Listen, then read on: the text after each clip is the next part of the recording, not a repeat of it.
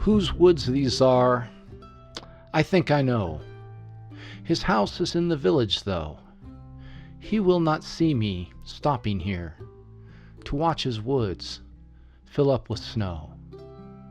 My little horse must think it queer to stop without a farmhouse near, between the woods and frozen lake, the darkest evening of the year.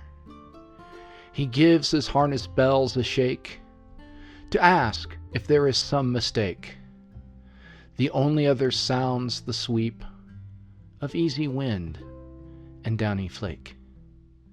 The woods are lovely, dark and deep, but I have promises to keep, and miles to go before I sleep, and miles to go before I sleep. Robert Frost, Stopping by Woods on a Snowy Evening.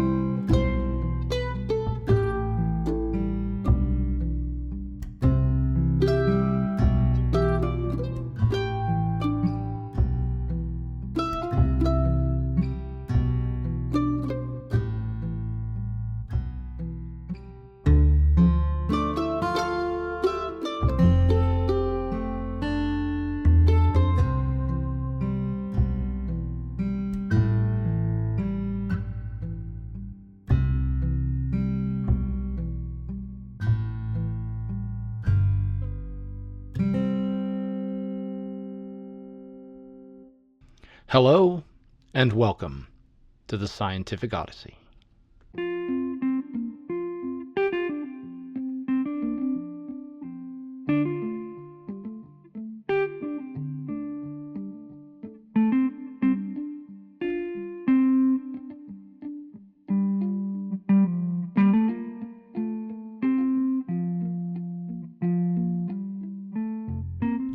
This episode of the Odyssey is our 2020 edition of our Christmas or Solstice episode. In the past, we've called these Christmas episodes, but as was pointed out to me by somebody, these are times when, some 14 or 15 different holidays from various traditions, spiritual, religious, or just life traditions that center around the solstices, the winter solstice in the northern hemisphere and the summer solstice in the southern hemisphere. And it has been our custom over the last several years of the podcast to try to release an episode to just commemorate this time. In my own tradition, of course, this is the Christmas season, and we're coming up to preparing what is happening. And it's winter time. Last night, I went outside with the telescope and I got a chance to observe the great conjunction of Jupiter and Saturn. I hope you all got to see it as well. And it also marks the beginning of what we might call astronomical winter, though meteorological winter has begun already. But it is this time when, in the northern hemisphere, in many places in temperate climates, where things begin to slow down, where the world becomes quiet, somnolent almost. And so I thought that in this particular episode, what I might do is do some readings. I so much enjoyed the episode where we did the literary take on a number of things, and I thought I would repeat that a little bit by reading some poetry that bring us again into nature. My hope is, as you have some time over this solstice season, and you're maybe out taking a walk, or spending a little time alone contemplating what the year holds as we also approach this new year, that you'll take some time and just become quiet and let maybe these words speak into your heart and give you that time that you need to refresh and renew. Over the course of this episode, I'll read pieces by a number of different authors, some of them prose from naturalists, observing the winter settings around them, some poetry from famous authors and poets, designed to take you to that place of winter, of quiet, of rest.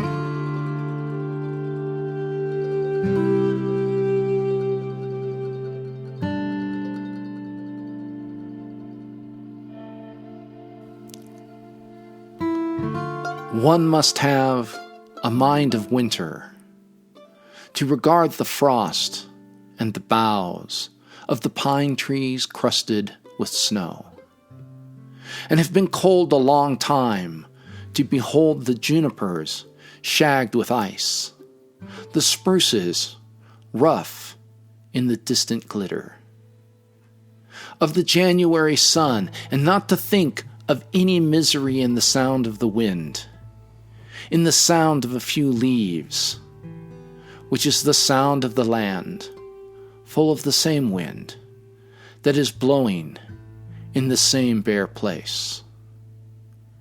For the listener who listens in the snow, and nothing himself beholds nothing that is not there, and the nothing that is. The Snowman by Wallace Stevens.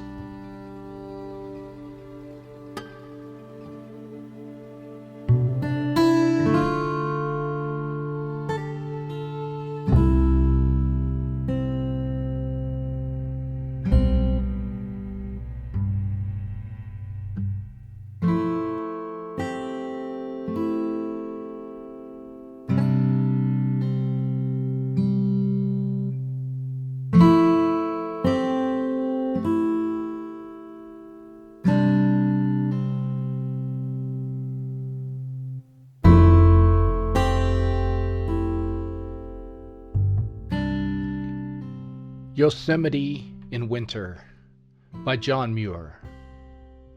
Yosemite Valley, January 1st, 1872. Winter has taken Yosemite, and we are snowbound. The latest leaves are shaken from the oaks and alders.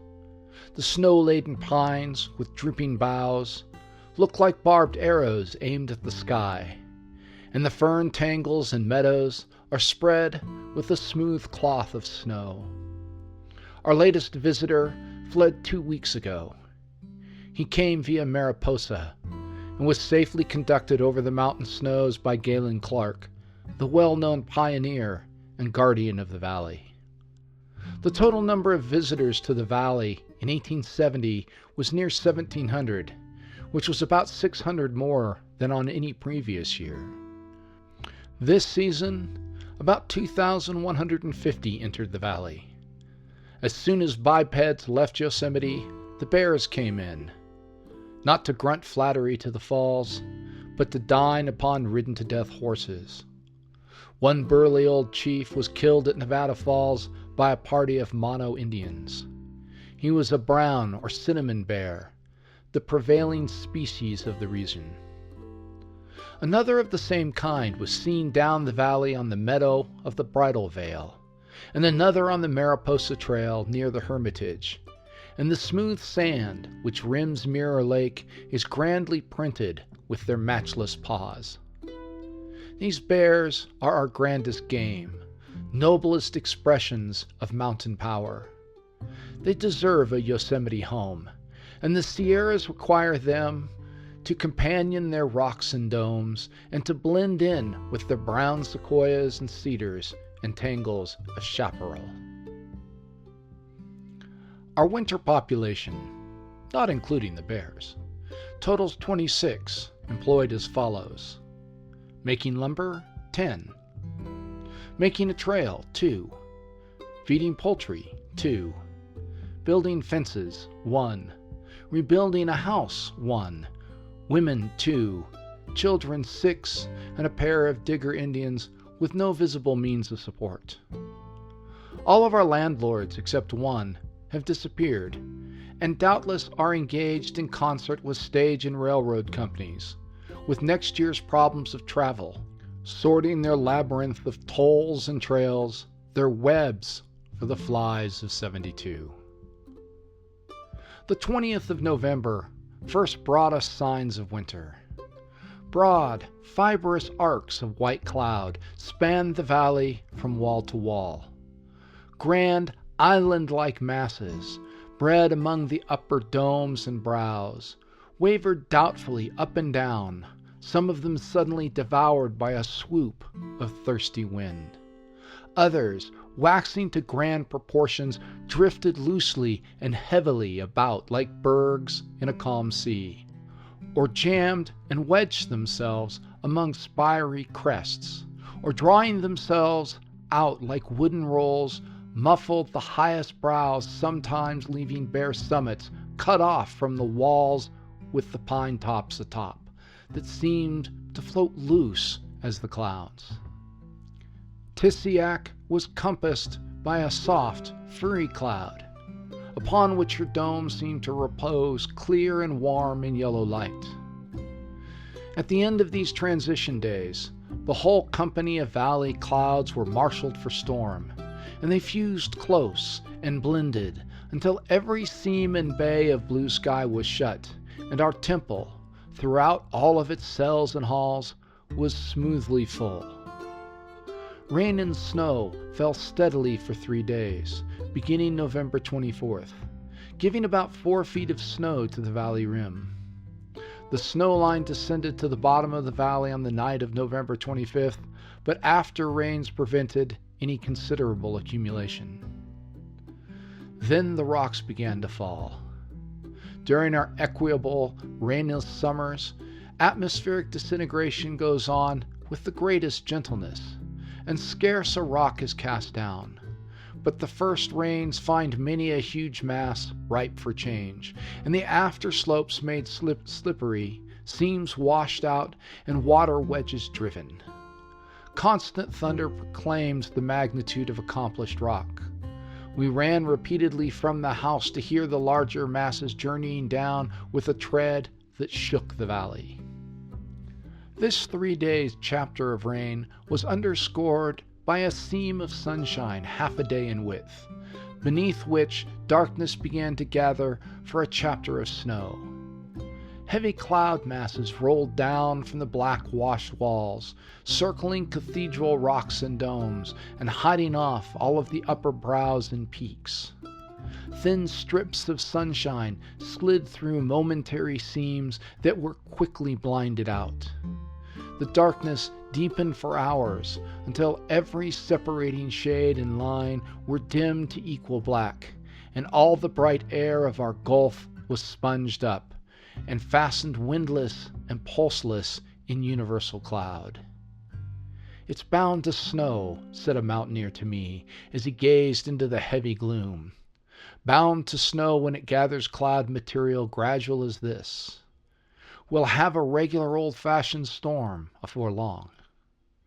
Scarce had he delivered himself of this meteorological prophecy ere the beginning flakes appeared, journeying tranquilly down with waving, slow circling gestures, easy and confident as if long familiar with the paths of sky. Before dark, they accomplished a most glorious work of gentle, noiseless beauty. 12 inches of snow fell during the night, and when morning opened our temple, there was more of beauty than pen can tell. From meadow to summit, from wall to wall, every tree and bush and sculpted rock was muffled and dazzled in downy, unbroken, undrifted snow. Transparent film clouds hung in the open azure and draped the walls, the gray granite showing dimly through their fairy veil. and this after-storm gauze is formed when vapor is made by sun rays upon the exposed portions of the wet walls, which is of higher temperature than the air with which it drifts into contact. One day is usually sufficient to dry the warmest portions of the wall and to lave and mix the air until it is about equal in temperature to the rocks which contain it. And then that reeky storm tissue disappears. After every snowfall, numerous avalanches are borne upon all of the slopes and canyons of suitable steepness. In general appearance, they resemble waterfalls of the highest free-falling kind, being like them, close, opaque, white in color, and comprised of companies of comets shooting downward with unequal velocity amid a casing atmosphere of whirling dust. They are most numerous about the slopes of Glacier Point and Tissiack, but by far the grandest avalanches of this Yosemite region are those of Cloud's Rest, up on the north side, up Tenaya Canyon. The highest Cloud's Rest avalanches have a clear, unbroken course of not less than 5,000 feet, and they frequently wipe down great quantities of granite, pushing it a considerable distance up the opposite slope of the canyon. The avalanches of the summit mountains oftentimes descend below the thick zone of pines that grow upon their bases, cutting straight gaps without leaving a single tree. The later half of December was one vast snowstorm, stained and washed by torrents of rain. We have had only one male in 2 months, and if our everlasting mountains are to have such everlasting storms, you may not receive this before June or July.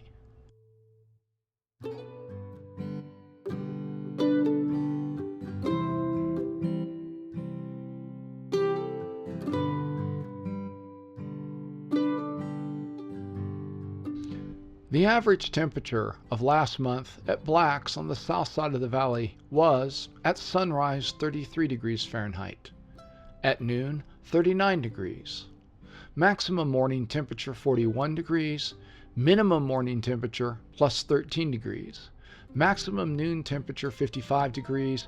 Minimum noon temperature 34 degrees. 21 inches of rain and 41 inches of snow fell during the month up to December 25th.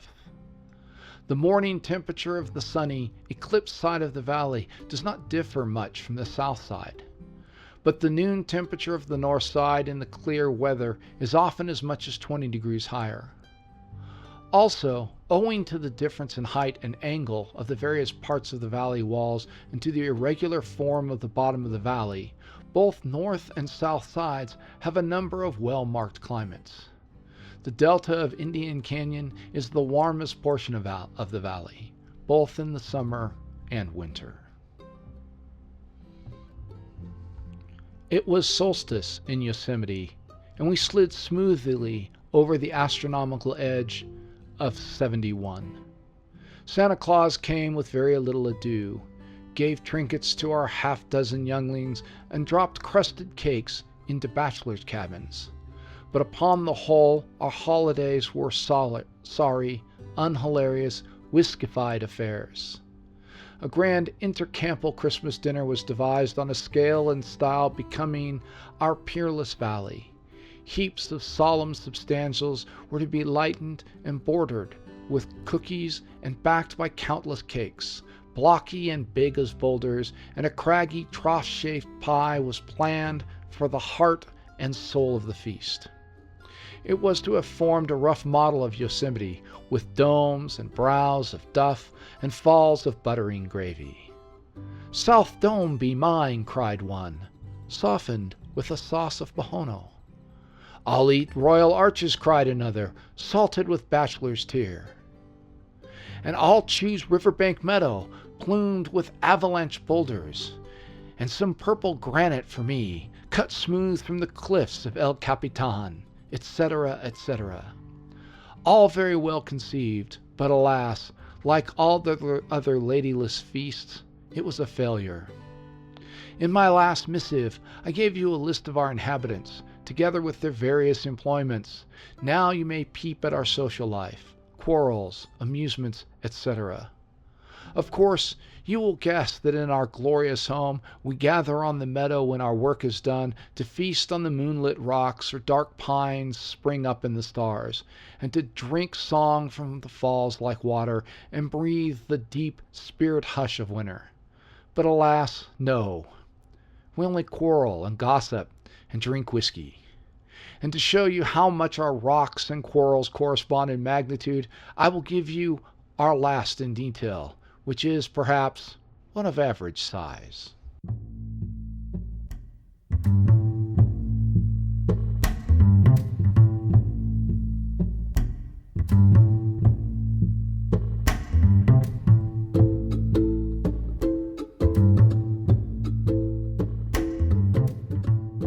At the close of this last visiting season, each hotel keeper found among his remaining provisions a living mutton, and it was desirable that these 3 sheep should be kept over the winter in the valley to be in readiness for the first pilgrim customers of 72.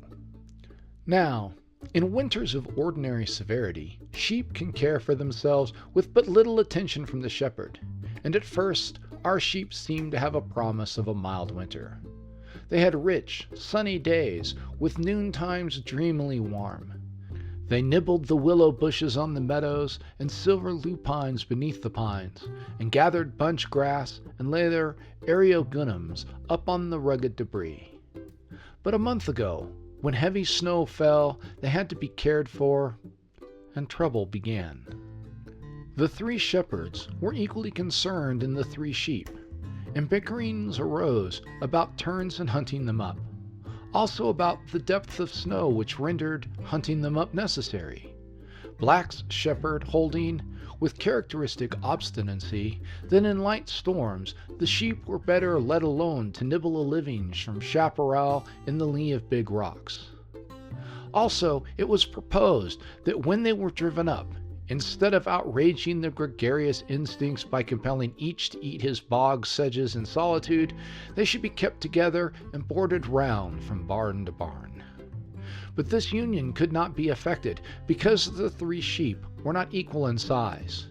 And moreover, Mr. Black's hay was cut from Bridal Veil meadow, while Mr. L's was cut from Bachelor's Tears.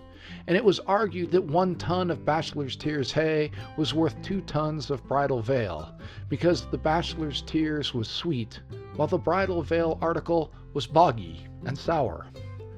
Black's shepherd denied all of this, affirming that Bridal Veil carex was as good as Bachelor's Tears carex, or Virgin Tears carex, or any other in the valley, salt or sour.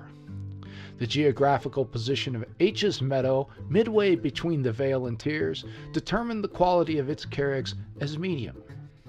These bickerings increased in acrimony, and as Black's shepherd was a Scotch, L's Dutch, and H's Yankee, there was grave danger of a war of the races. But by brain-racking diplomacy and a profusion of bloodless Blixen, our pastoral sky was cleared. And now all goes heartily well, and each sheep eats in its own sedge in its own barn, tended by its own shepherd. All this beneath Tutocanula and the domes. Ruskin, who deals in the relationships of men and mountains, may find some difficult problems here. In striking contrast with these diminutive rankings are the broad, loving harmonies of our whiskey soirees, of which about 7 are held weekly. Each of the 2 bars now open has its own particular friends and patrons, but neither between dealers nor patrons does there exist the faintest trace of opposition or jealousy. This dealer A gathers up his patrons and repairs to the whiskey of B, which, together with cards and bear stories and shooting scrapes of early days, are freely discussed. Next evening, B gathers his patrons and repairs them to the whiskey of A. The 2 whiskeys are about a mile apart, and between them a nocturnal seesaw of admirable fidelity is maintained.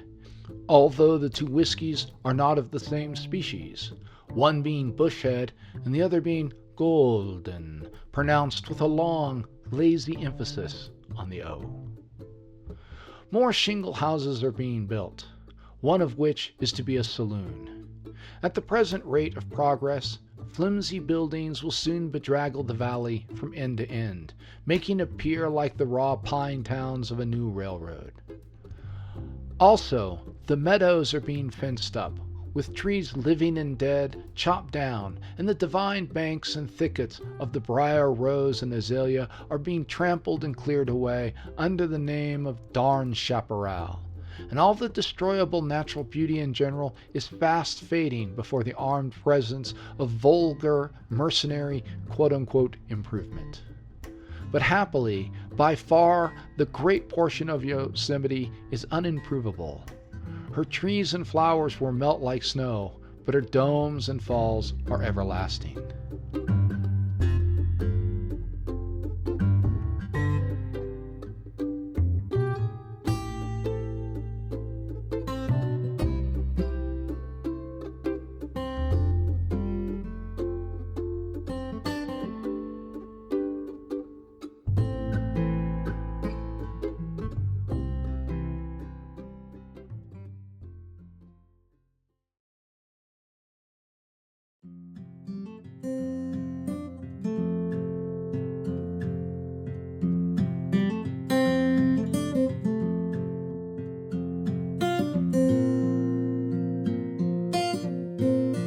I have said that one half of last month was filled with storm, but the first gift of December weather was a ripe cluster of golden days filling up the other half. Days and nights glowed past in equal splendor, and not until the afternoon of the 16th was there any sign of coming storm. On the night of the 17th we had a light rain, which changed to snow, and in the morning about 10 inches remained unmelted on the meadows. On the night of the 18th, rain fell in torrents, but with a temperature of 34 degrees, and the snow line remained high above the meadows. But sometime after 11 o'clock, the temperature was suddenly raised by a south wind to 42 degrees, carrying the snow line up to the tops of the valley and far beyond out the upper basins, perhaps to the very summit of the range. And the morning saw Yosemite in the grandeur of flood. Torrents of warm rain were washing the walls and melting the snow of the surrounding mountains, and the liberated meltings joined with the rains sang jubilee in glorious congregations of cascades and falls. Both sides of the Sentinel foamed a splendid cascade, and over on Three Brothers, half concealed by the pines, I could see fragments of an uncountable company of snowy balls and cascades of every form and voice, and I ran for the open meadow to see the whole circumference of living rocks at once. The meadow between Black's and Hutchings was full of green lakes, edged and islanded with floating snow. But after fording many a young torrent, I succeeded in groping along the debris to a wadeable meadow between Hutchings and Layman's, in the open midst of the most glorious assemblage of waterfalls ever laid bare to mortal eyes.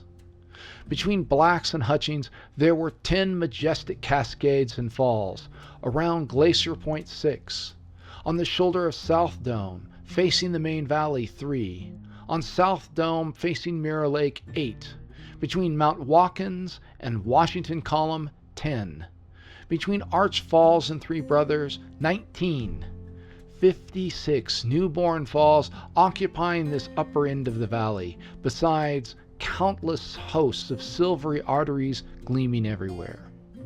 In the whole valley there must have been nearly 100.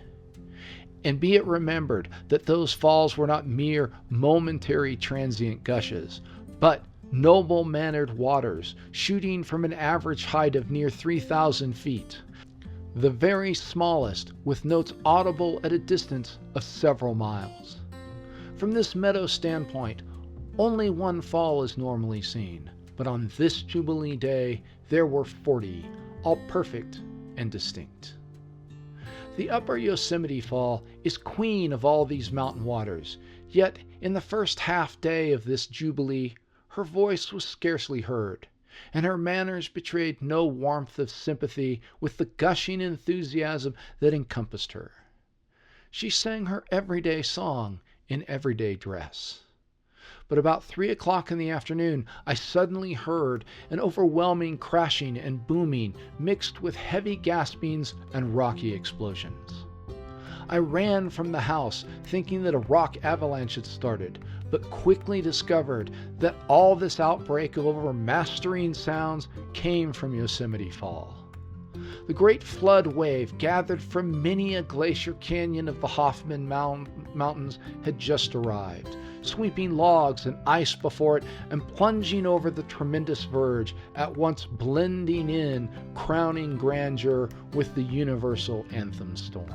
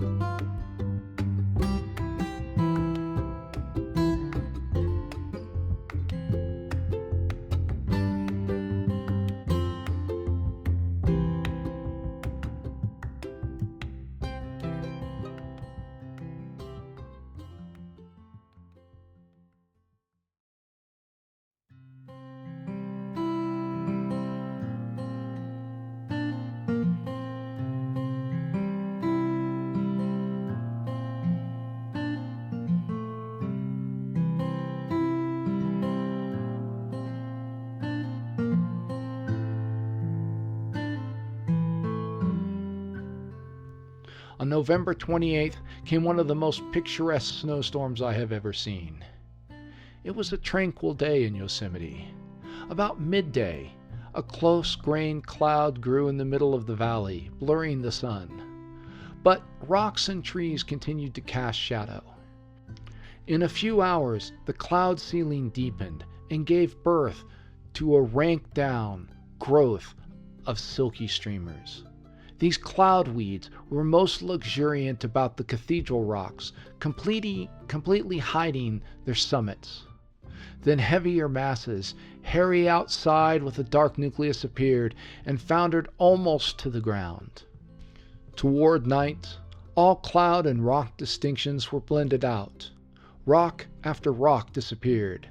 El Capitan, the domes, and the sentinels, and all the brows about Yosemite Falls were wiped out, and the whole valley was filled with equal, seamless gloom. There was no wind, and every rock and tree and grass blade had a hushed, expectant air. The fullness of time arrived, and down came the big flakes in tufted companies of full-grown flowers. Not jostling and rustling like autumn leaves, or blossom showers of an orchard whose castaway flakes are hushed into any hollow for a grave, but they journeyed down with gestures of confident life, alighting on predestined places on rock and leaf, like flocks of linnets or showers of summer flies. Steady, exhaustless, innumerable. The trees and bushes and dead brown grass were flowered far beyond summer, bowed down in blossom, and all the rocks were buried. Every peak and dome, every niche and tablet had their share of snow, and blessed are the eyes that beheld morning open the glory of that one dead storm. In vain did I search for some separate mass of beauty on which to rest my gaze. No island appeared throughout the whole gulf of the beauty. The glorious crystal sediment was everywhere. From wall to wall of our beautiful temple, from meadow to sky, was one finished unit of beauty, one star of equal ray, one glowing sun, weighted in the celestial balances and found perfect.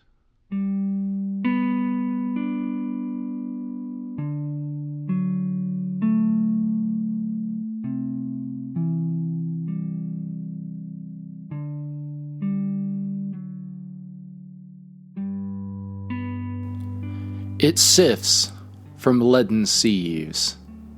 It powders all the wood. It fills with alabaster wool the wrinkles of the road. It makes an even face of mountain and of plain, unbroken forehead from the east unto the east again. It reaches to the fence, it wraps it rail by rail, till it is lost in fleeces. It deals celestial veil to stump and stack and stem, a summer's empty room, acres of joints where harvests were, recordless but for them. It ruffles wrists of posts as ankles of a queen, then stills its artisans like ghosts, denying they have been. Emily Dickinson.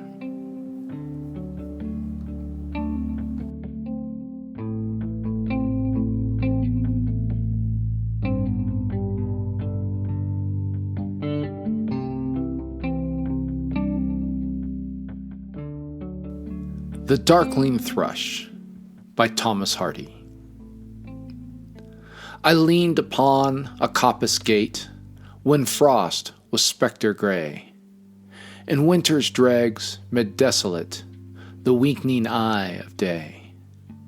The tangled vine stems scored the sky like strings of broken lyres, and all mankind that haunted nigh had sought their household fires. The land's sharp features seemed to be the sentry's corpse outleant, his crypt the cloudy canopy, the wind his death lament. The ancient pulse of germ and birth was shrunken, hard and dry, and every spirit upon earth seemed fervorless as I.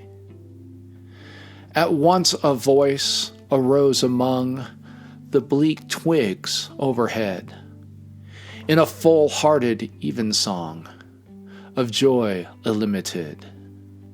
An aged thrush, frail, gaunt, and small, in blast beruffled plume, had chosen thus to fling his soul upon the growing gloom.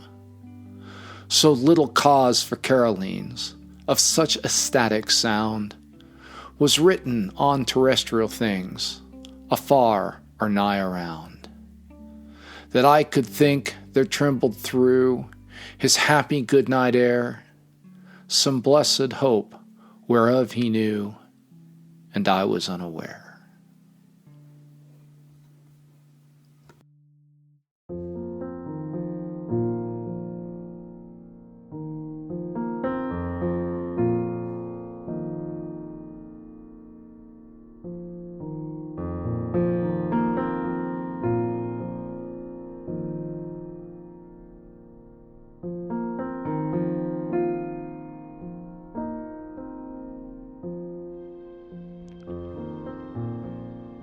A Winter Walk by Henry David Thoreau.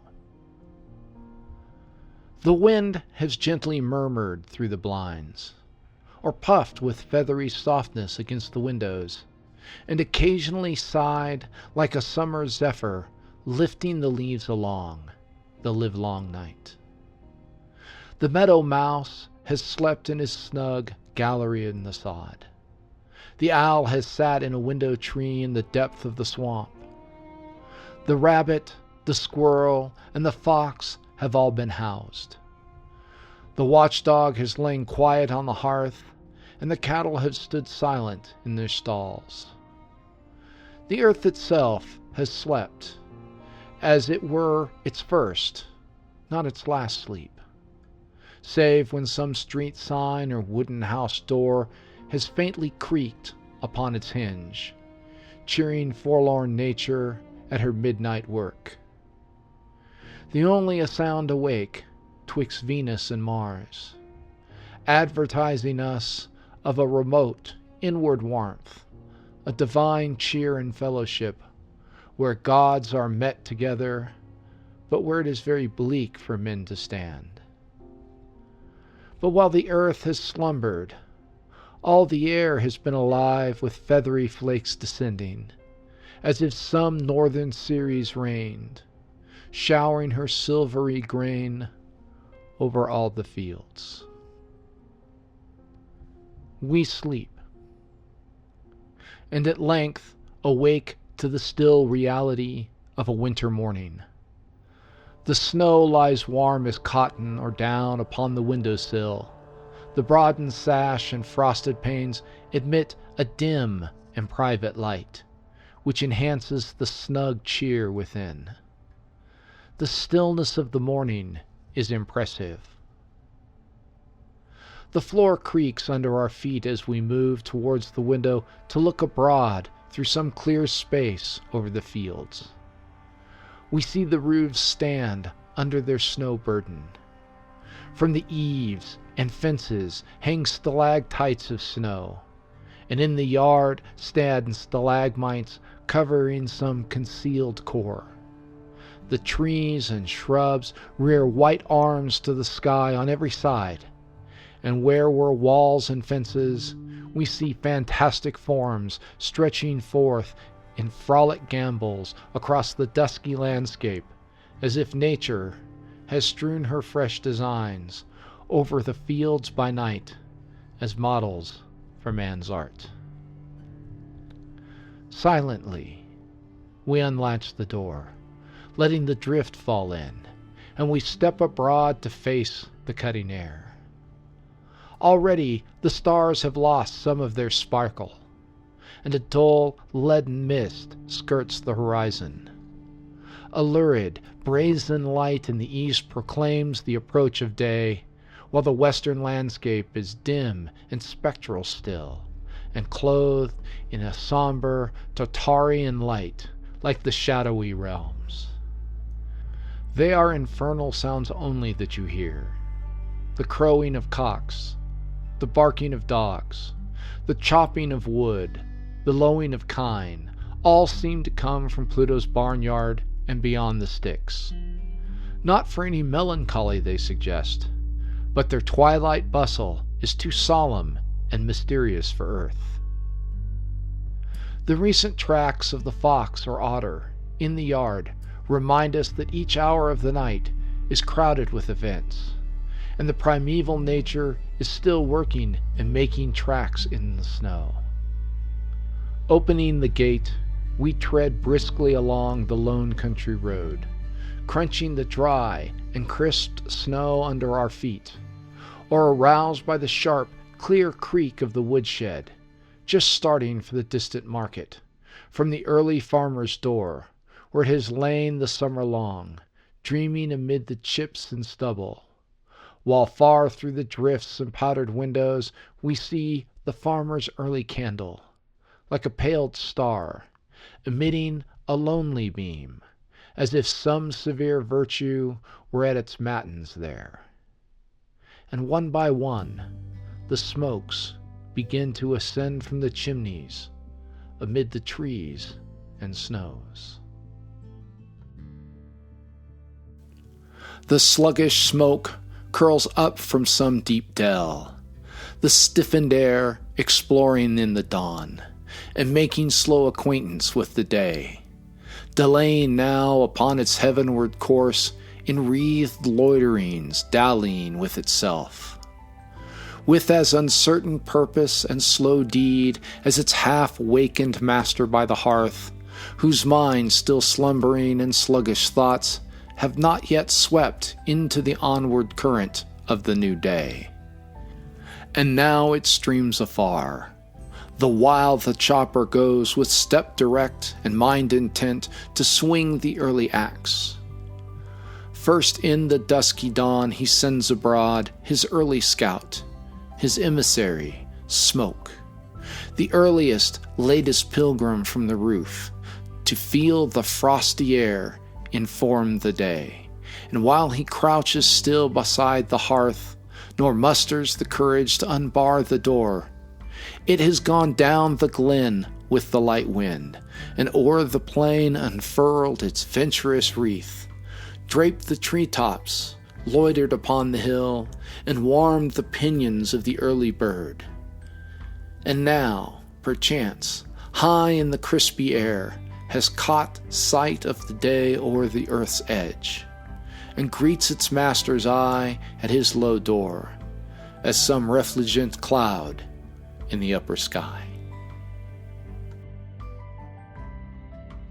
We hear the sound of wood chopping at the farmers' doors, far over the frozen earth, the baying of the house dog and the distant clarion of the cock, though the thin and frosty air conveys only the finer particles of sound to our ears, with short and sweet vibrations, as the waves subside soonest on the purest and lightest liquids, in which gross substances sink to the bottom.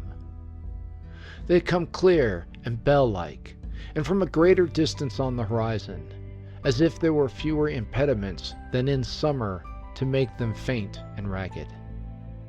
The ground is sonorous, like seasoned wood, and even the ordinary rural sounds are melodious, and the jingling of the ice on trees is sweet and liquid.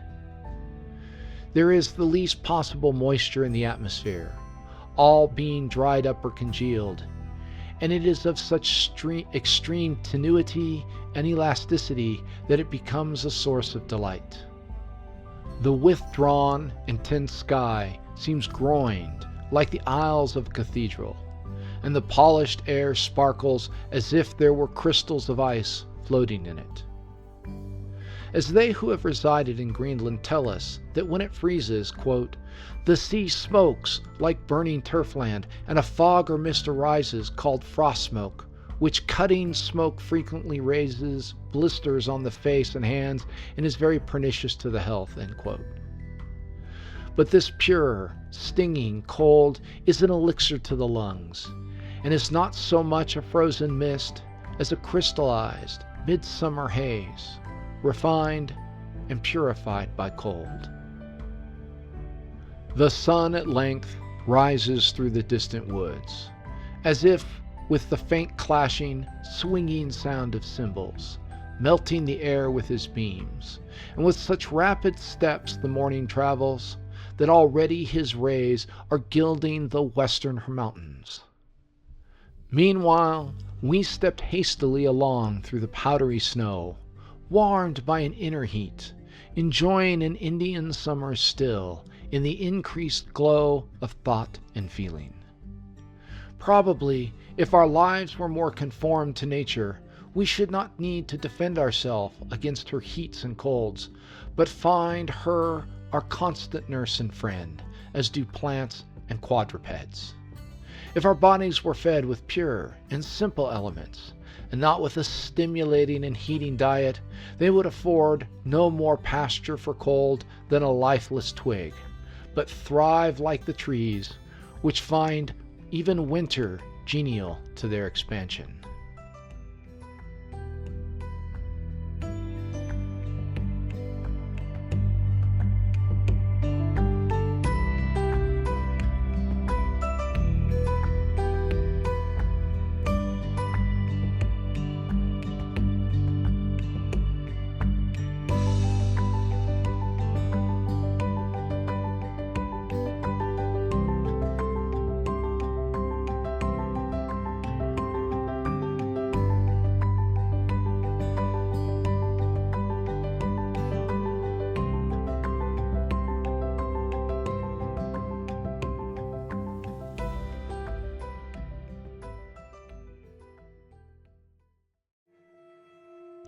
The wonderful purity of nature at this season is a most pleasing fact. Every decayed stump and moss-grown stone and rail and the dead leaves of autumn are concealed by a clean napkin of snow. In the bare fields and tinkling woods we see what virtue survives. In the coldest and bleakest places, the warmest charities still maintain a foothold.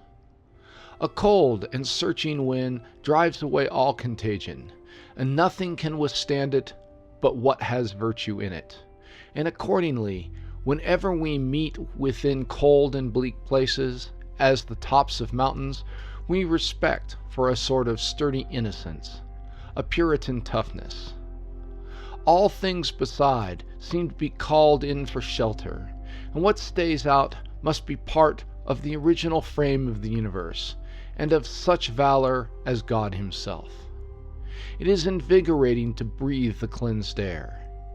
Its greater fineness and purity are visible to the eye, and we would fain stay out long and late, that the gales may sigh through us too, as through the leafless trees, and fit us for the winter, as if we hoped to borrow some pure and steadfast virtue, which will stead us in all seasons. There is a slumbering subterranean fire in nature which never goes out, and which no cold can chill. It finally melts the great snow, and in January or July is only buried under a thicker or thinner covering. In the coldest day it flows somewhere, and the snow melts round every tree. This field of winter rye, which sprouted late in the fall, and now speedily dissolves the snow, is where the fire is very thinly covered. We feel warmed by it. In the winter, warmth stands for all virtue, and we resort in thought to a trickling rill, with its bare stones shining in the sun, and to warm springs in the wood, with as much eagerness as rabbits and robins. The steam which rises from the swamps and pools is as dear and domestic as that of our own kettle. What fire could ever equal the sunshine of a winter's day, when the meadow mice come out by the wall sides, and the chickadee lisps in the defiles of the wood? The warmth comes directly from the sun, and it is not radiated from the earth as in summer. And when we feel his beams on our backs, as we are treading some snowy dell, we are grateful as for a special kindness, and bless the sun which has followed us into that by place. This subterranean fire has its altar in each man's breast, for in the coldest day, and on the bleakest hill, the traveler cherishes a warmer fire within the folds of his cloak than is kindled on any hearth. A healthy man, indeed, is the complement of the seasons, and in winter, summer is in his heart. There is the south. Thither have all birds and insects migrated, and around the warm springs in his breast are gathered the robin and the lark. At length, having reached the edge of the woods and shut out the gadding town, we entered within their covert, as we go under the roof of a cottage and cross its threshold, all sealed and banked up with snow. They are glad and warm still, and as genial and cheery in winter as in summer. As we stand in the midst of the pines, in the flickering and checkered light which straggles but little way into their maze, we wonder if the towns have ever heard their simple story. It seems to us that no traveler has ever explored them, and notwithstanding the wonders which science elsewhere is revealing every day, who would not like to hear their annals? Our humble villages in the plain are their contribution. We borrow from the forest the boards which shelter and the sticks which warm us. How important is their evergreen to the winter, that portion of the summer which does not fade, the permanent year, the unwithered grass. Thus simply, and with little expense of altitude, the surface of the earth is diversified. What would human life be without forests, those natural cities? From the tops of mountains they appear like smooth-shaven lawns, yet whither shall we walk but in this taller grass? In this glade, covered with bushes of a year's growth, we see how the silvery dust lies on every seared leaf and twig, deposited in such infinite and luxurious forms as by their own variety atone for the absence of color. Observe the tiny tracks of mice around every stem, and the triangular tracks of the rabbit. A pure, elastic heaven hangs over all, as if the impurities of the summer sky, refined and shrunk by the chaste winter's cold, had been winnowed from the heavens upon the earth. Nature confounds her summer distinctions in this season. The heavens seem to be nearer to the earth. The elements are less reserved and distinct. Water turns to ice, rain to snow. The day is but a Scandinavian night. The winter is an Arctic summer. How much more living is the life that is in nature, the furred life which still survives the stinging nights, and from amidst the fields and woods covered with frost and snow sees the sun rise. The foodless wilds pour forth their brown inhabitants. The gray squirrel and rabbit are brisk and playful in the remote glens, even on the morning of the cold Friday. Here is our Lapland and Labrador, and for our Eskimo and Nistino, dog-ribbed Indians, Nozimbalates, and Spitzenbergers. Are there not the ice cutter and the wood chopper, the fox, muskrat, and mink? Still, in the midst of the Arctic gray, we may trace the summer to its retreats, and sympathize with some contemporary life. Stretched over the brooks, in the midst of the frost-bound meadows, we may observe the submarine cottages of the caddis worms, the larvae of the pliocipines, their small cylindrical cases built around themselves, composed of flags, sticks, grass and withered leaves, shells and pebbles, in form and color like the wrecks which strew the bottom, now drifting over the pebbly bottom, now whirling in tiny eddies and clashing down steep falls, or sweeping rapidly along with the current, or else swaying to and fro at the end of some grass blade or root. Anon they will leave their sunken habitations, and crawling up the stems of plants or to the surface, like gnats, as perfect insects henceforth, flutter over the surface of the water, or sacrifice their short lives in the flame of our candles at evening. Down yonder little glen, the shrubs are drooping under their burden, and the red elderberries contrast with the white ground. Here are the marks of myriad feet which have already been abroad. The sun rises as proudly over such a glen as over the valley of the Seine or the Tiber, and it seems the residence of a pure and self-subsistent valor such as they never witnessed, which never knew defeat nor fear. Here reign the simplicity and purity of a primitive age, and a health and hope far remote from towns and cities. Standing quite alone, far in the forest, while the wind is shaking down snow from the trees and leaving only human tracks behind us, we find our reflections of a richer variety than the life of cities. The chickadee and nuthatch are more inspiring society than statesmen and philosophers, and we shall return to these last as to more vulgar companions. In this lonely glen, with its brook draining the slopes, its creased ice and crystals of all hues, where the spruces and hemlocks stand up on either side, and the rush and sere wild oats in the rivulet itself, our lives are more serene and worthy to contemplate. As the day advances, the heat of the sun is reflected by the hillsides, and we hear a faint but sweet music, where flows the rill released from its fetters, and the icicles are melting on the trees, and the nuthatch and partridge are heard and seen. The south wind melts the snow at noon, and the bare ground appears with its withered grass and leaves, and we are invigorated by the perfume which exhales from it, as by the scent of strong meats.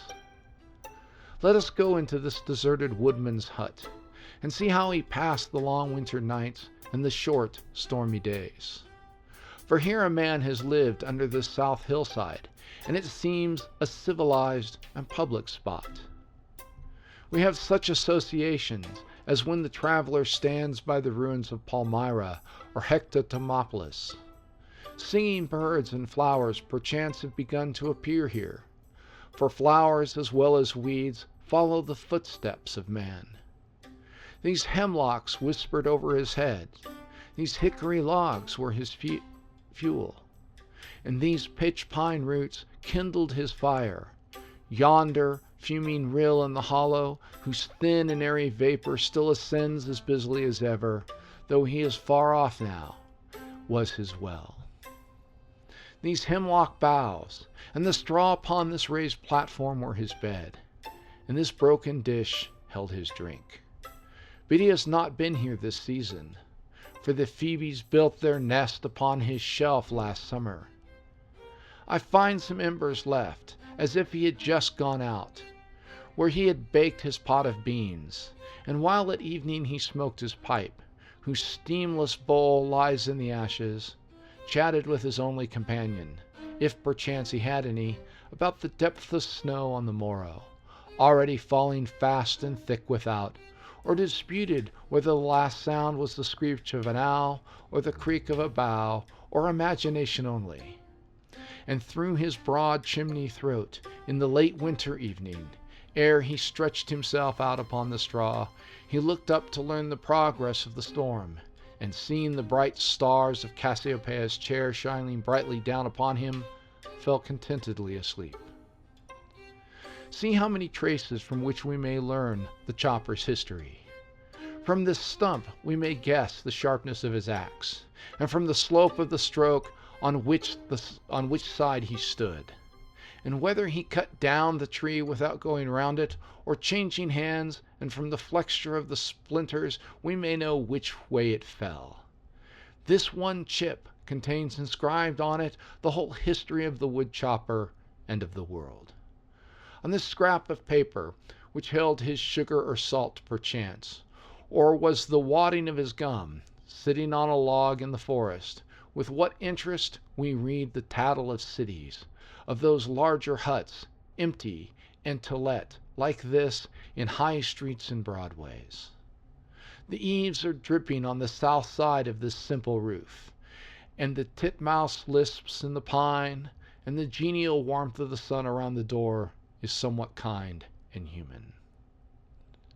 After 2 seasons, this rude dwelling does not deform the scene. Already the birds resort to it, to build their nests, and you may track to its door the feet of many quadrupeds. Thus, for a long time, nature overlooks the encroachment and profanity of man. The wood still cheerfully and unsuspiciously echoes the strokes of the axe that fells it, and while they are few and seldom, they enhance its wilderness, and all the elements strive to naturalize the sound.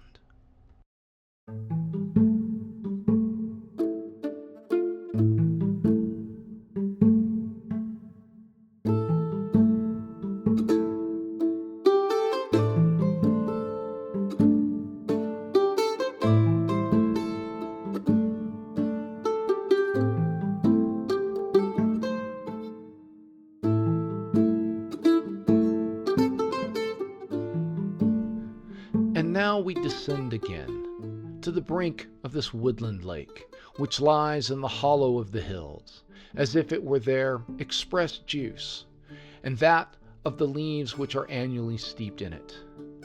Without outlet or inlet to the eye, it has still its history, in the lapse of its waves, in the rounded pebbles on its shore, and the pines which grow down to its brink. It has not been idle, though sedentary, but, like Abu Musa teaches, that, quote, sitting still at home is the heavenly way, the going out is the way of the world, end quote. Yet, in its evaporation, it travels as far as any. In summer, it is the earth's liquid eye, a mirror in the breast of nature. The sins of the wood are washed out in it. See how the woods form an amphitheater about it, and it is an arena for all of the genialness of nature. All trees direct the traveler to its brink. All paths seek it out. Birds fly to it, quadrupeds flee to it, and the very ground inclines toward it. It is nature's saloon, where she has sat down to her toilet. Consider her sweet economy and tidiness, how the sun comes with his evaporation to sweep the dust from its surface each morning, and a fresh surface is constantly welling up, and annually, after whatever impurities have accumulated therein, its liquid transparency appears again in the spring.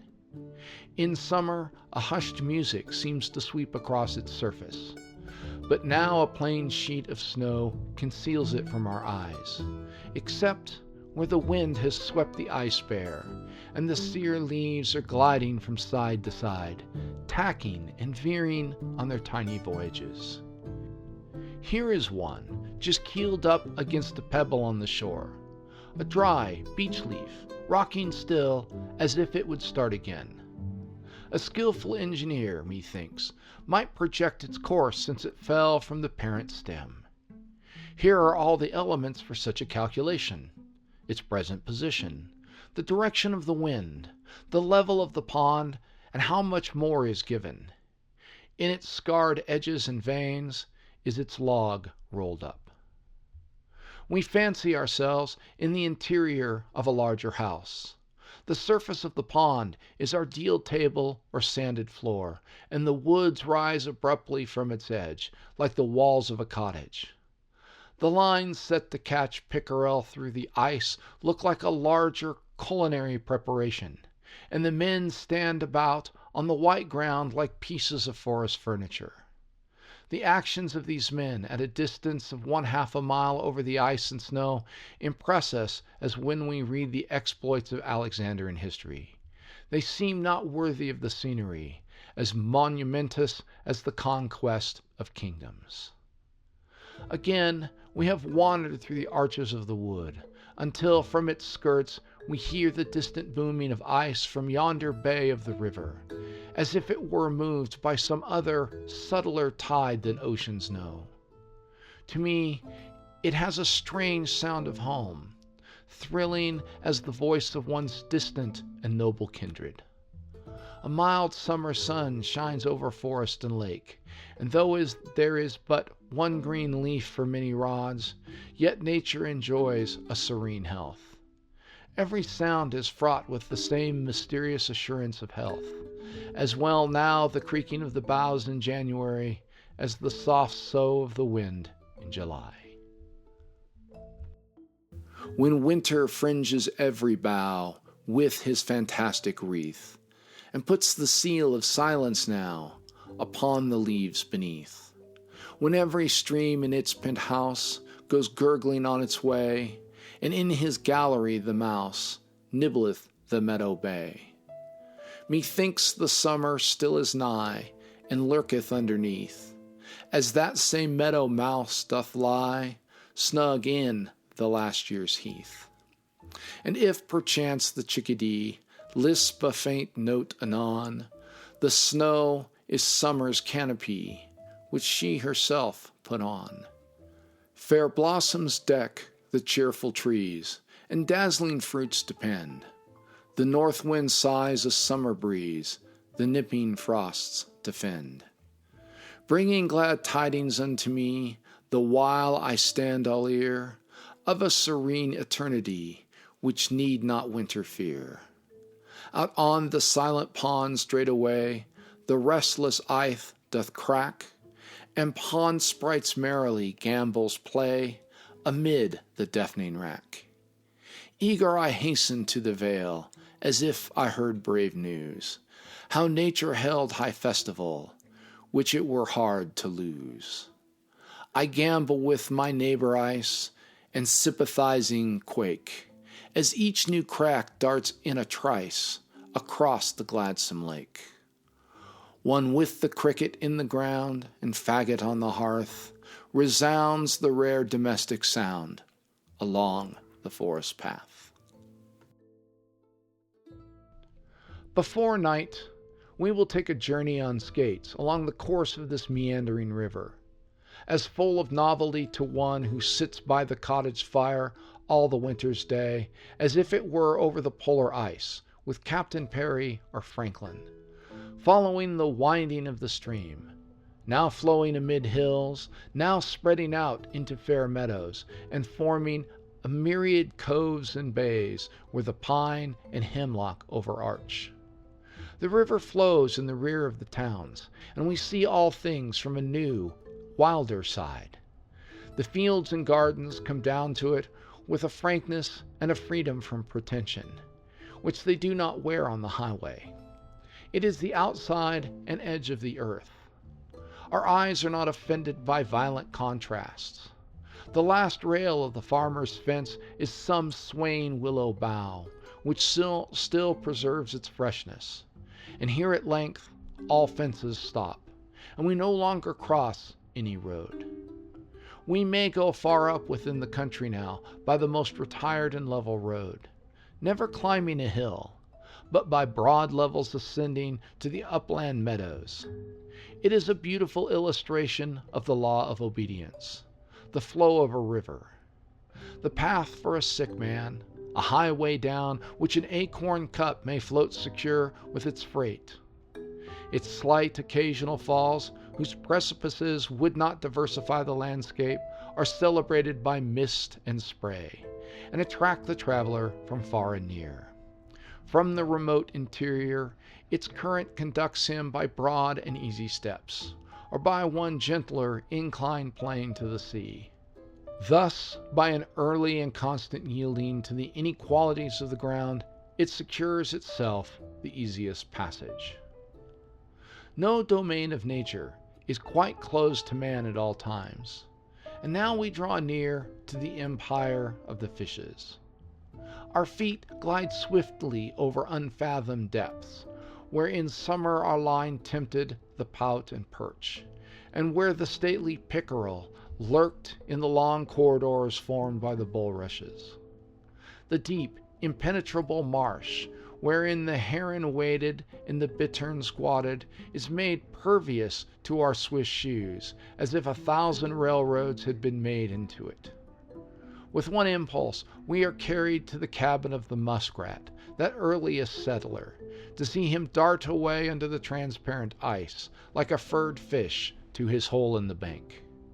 And we glide rapidly over meadows where lately the mower whet his scythe, through beds of frozen cranberries mixed with meadow grass. We skate near to where the blackbird, the pewee, and the kingbird hung their nests over the water, and the hornets builded from the maple in the swamp. How many gay warblers, following the sun, have radiated from this nest of silver birch and thistledown. On the swamp's outer edge was hung the submarine village, where no foot penetrated. In this hollow tree the wood duck reared her brood and slid away each day to forage in yonder fen. In winter, nature is a cabinet of curiosities, full of dried specimens in their natural order and position. The meadows and forests are a hortus siccus. The leaves and grass stand perfectly pressed by the air without screw or gum, and the birds' nests are not hung on an artificial twig, but where they builded them. We go about dry shod to inspect the summer's work in the rank swamp, and we see what a growth have got the alders, the willows, and the maples, testifying to how many warm suns and fertilizing dews and showers. See what strides their boughs took in the luxuriant summer, and anon these dormant buds will carry them onward and upward another span into the heavens. Occasionally we wade through fields of snow, under whose depths the river is lost for many rods, to appear again to the left or right where we least expected, still holding on its way underneath, with a faint, stentorious, rumbling sound, as if, like the bear and marmot, it too had hibernated, and we had followed its faint summer trail to where it had earthed itself in snow and ice. At first we should have thought the rivers would be empty and dry in midwinter, or else frozen solid till the spring thawed them. But their volume is not diminished even, for only a superficial cold bridges their surfaces. 1,000 springs which feed the lakes and streams are flowing still. The issues of a few surface springs only are closed, and they go to swell the deep reservoirs. Nature's wells are below the frost. The summer brooks are not filled with snow water, nor does the mower quench his thirst with that alone. The streams are swollen when the snow melts in the spring, because nature's work has been delayed, the water being turned into ice and snow, whose particles are less smooth and round, and do not find their level so soon. Far over the ice, between the hemlock woods and snow-clad hills, stands the pickerel fisher, his line set in some retired cove, like a Finlander, with his arms thrust into the pouches of his dreadnought, with dull, snowy, fishy thoughts, himself a finless fish, separated a few inches from his race, dumb, erect, and made to be enveloped in clouds and snows like the pines on the shore. In these wild scenes, men stand about in the scenery, or move deliberately and heavily, having sacrificed the sprightliness and vivacity of towns to the dumb sobriety of nature. He does not make the scenery less wild, more than the jays and muskrats, but stands there as a part of it, as the natives are represented in the voyages of the early navigators, at Nootka Sound and on the northwest coast, with their furs about them before they were tempted to the loquacity by the scrap of iron. He belongs to the natural family of man, and is planted deeper in nature and has more root than the inhabitants of towns. Go ask him, ask what luck, and you will learn that he too is a worshipper of the unseen. Hear with what sincere deference and waving gesture in his tone he speaks of the lake pickerel, which he has never seen, his primitive and ideal race of pickerel. He is connected with the shore still, as if by a fish line, and yet remembers the season when he took fish through the ice in the pond while the peas were up in his garden home. But now, while we have loitered, the clouds have gathered again, and a few straggling snowflakes are beginning to descend. Faster and faster they fall, shutting out the distant objects from sight. The snow falls on every wood and field, and no crevice is forgotten. By the river and the pond, on the hill and in the valley. Quadrupeds are confined to their coverts, and the birds sit upon their perches this peaceful hour. There is not so much sound as in fair weather, but silently and gradually every slope, and the gray walls and fences, and the polished ice, and the sere leaves, which were not buried before, are concealed, and the tracks of men and beasts are lost. With so little effort does nature assert her rule and blot out the traces of men. Hear how Homer has described the same. Quote, "The snowflakes fall thick and fast in a winter's day. The winds are lulled, and the snow falls incessant, covering the tops of mountains and the hills and the plains where the lotus tree grows, and the cultivated fields, and they are falling by the inlets and shores of the foaming sea, but are silently dissolved by the waves." End quote.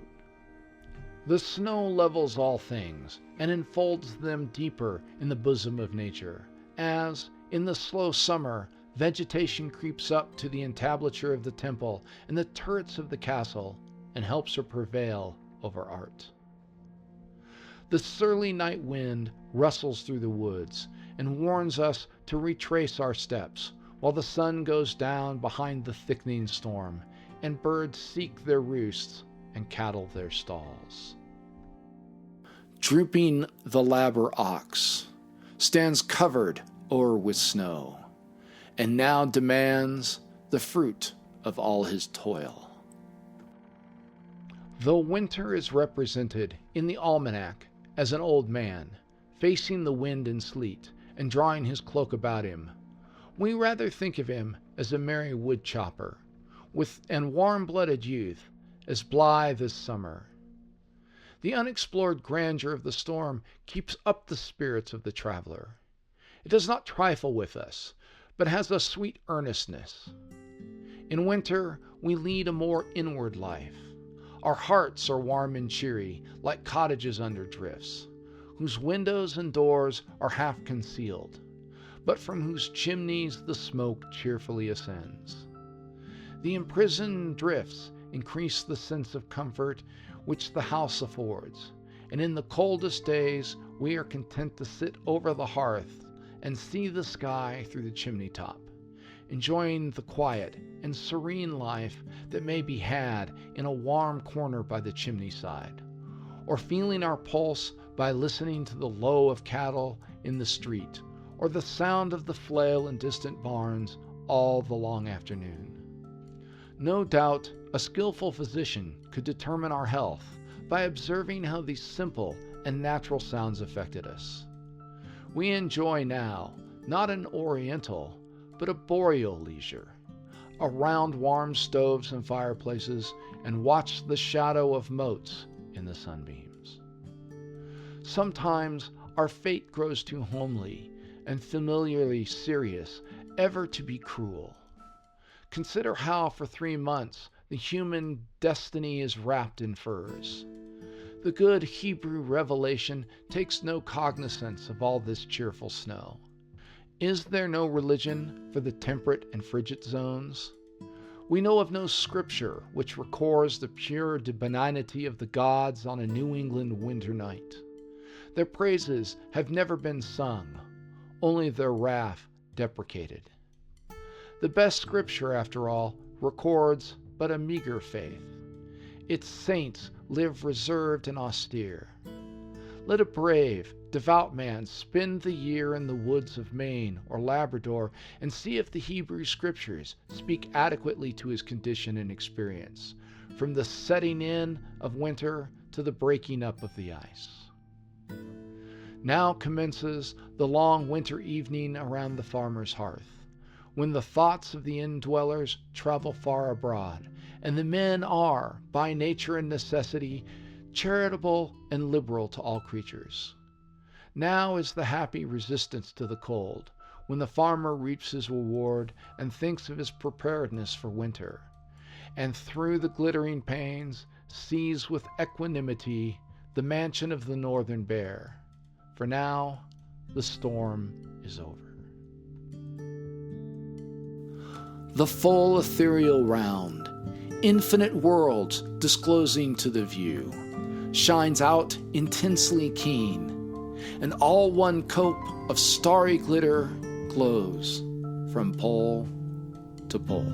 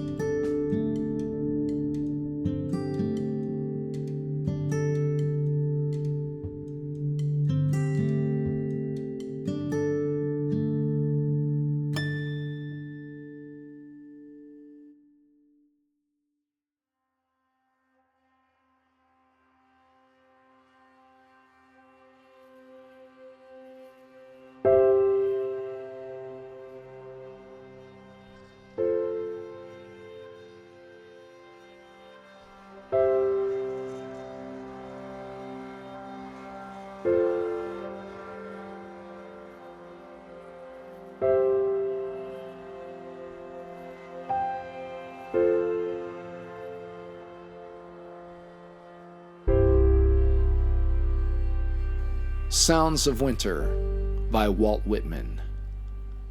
Sounds of the winter too, sunshine upon the mountains, many a distant strain.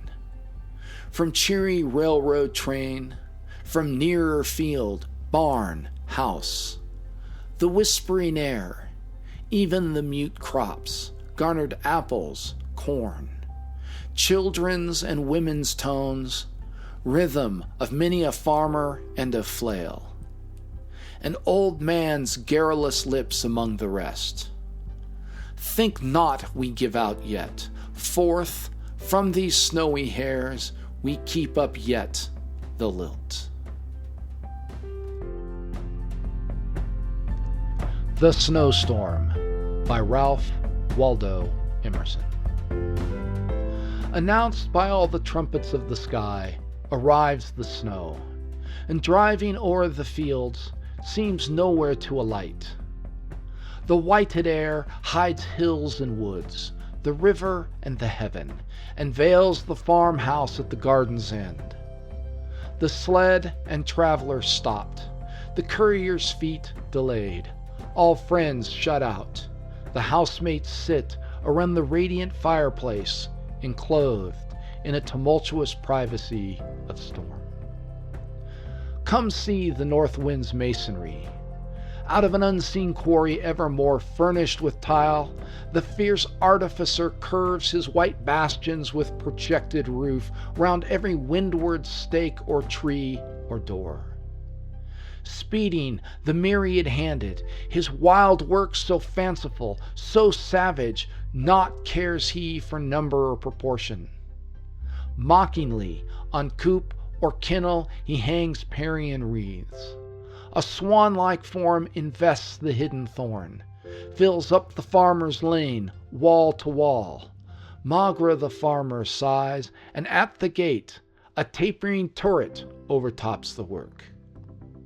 And when his hours are numbered, and the world is all his own, retiring as he were not, leaves, when the sun appears, astonished art to mimic in slow structures, stone by stone, built in an age, the mad wind's night work, the frolic architecture of the snow.